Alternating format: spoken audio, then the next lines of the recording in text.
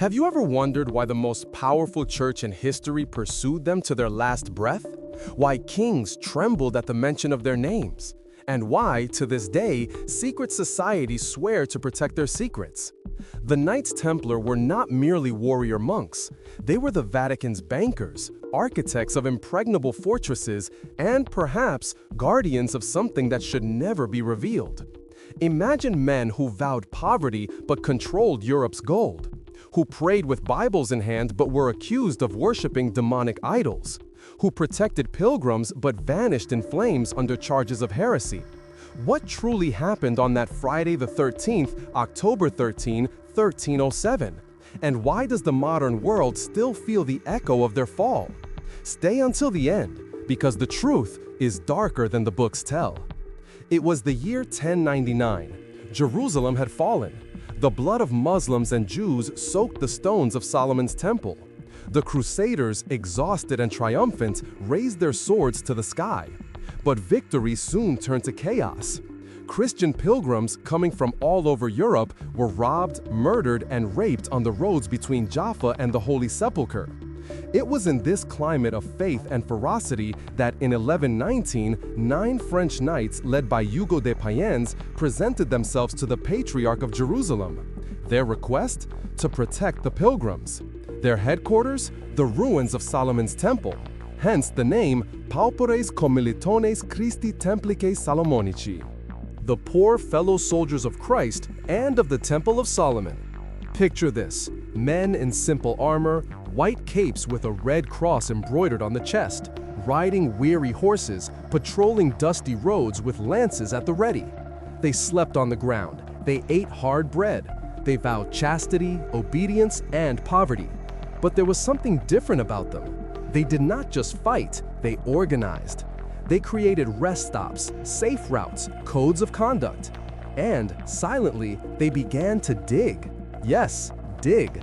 Beneath the ruins of the temple, where Solomon kept the Ark of the Covenant, the Templars dug for 9 years. What did they find? No one knows for sure. But soon after this period, they returned to Europe transformed. Not as beggars, but as men with influence, mysterious wealth, and the Pope's support. In 1129, at the Council of Troyes, the Church officially recognized the order. Bernard of Clairvaux, the most influential theologian of the time, wrote their manual, De Laude Nova Militae, in praise of the new knighthood. They were holy warriors, and the world revered them. But here's the parallel with today.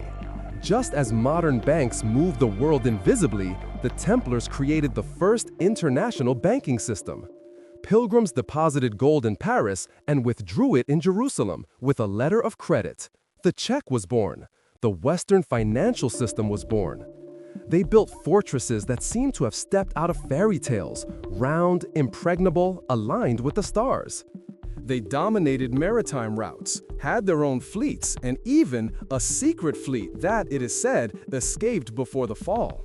But the more powerful they became, the more enemies they made. Debt-ridden kings, threatened popes, envious nobles. And then came the fall. On that fateful Friday, King Philip IV, the Handsome, the most indebted man in Europe, ordered the arrest of all the Templars in France. Hundreds were dragged from their beds, accused of spitting on the cross, worshiping an idol called Baphomet, practicing homosexuality, and denying Christ. Tortured, they confessed. Under red-hot irons and suspension by the wrists, even the strongest broke. Jacques de Molay, the Grand Master, resisted for years.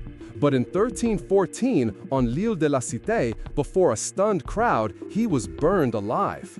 His last words? God knows who is wrong.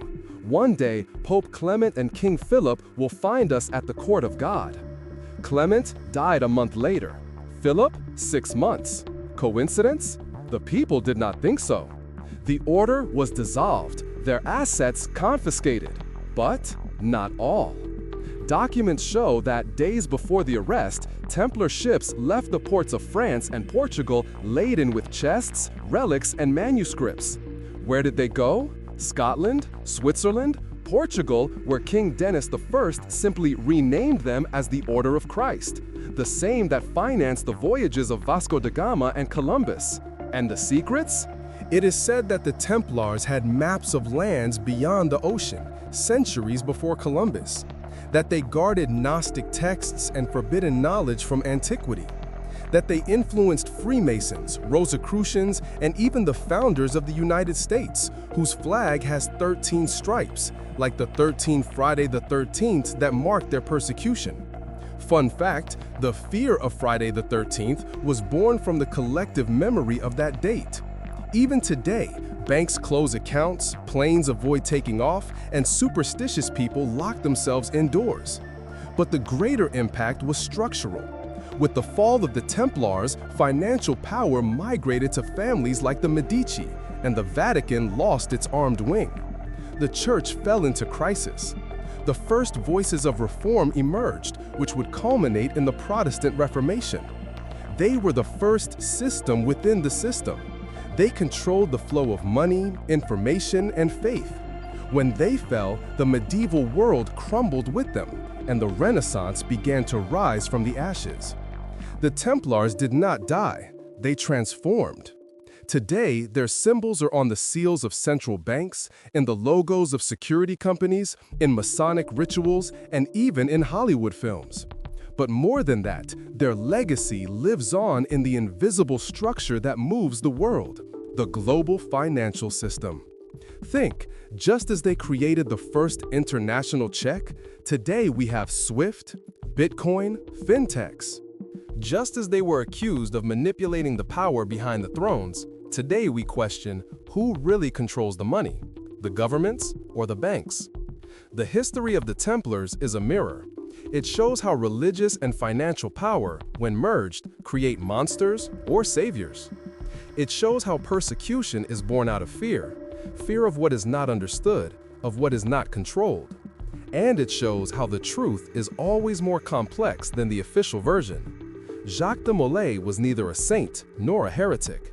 He was a man who led a machine too powerful for his time, and he paid with his life, but left the seed. Today, when you use a credit card, when you transfer money between countries, when you trust a system that seems magical, remember, it all began with 9 knights swearing to protect pilgrims, and ended with an invisible empire that was never completely destroyed. And perhaps it's still out there, in secret vaults, in initiatic societies, in hidden Vatican archives, or simply in the structure of the world we inhabit. If this story intrigued you, you are not alone. Millions wonder, what did the Templars really know? Where did their treasure end up? And what do they still hold? Comment below, what do you believe the Templars hid? Subscribe to not miss the next episodes, where we will reveal the secrets of the secret societies that shaped the modern world. And click the bell, because the next story is even darker and involves a manuscript that the church tried to burn for 700 years. Until then, and remember, history is not written by the winners. It is written by those who survive to tell it.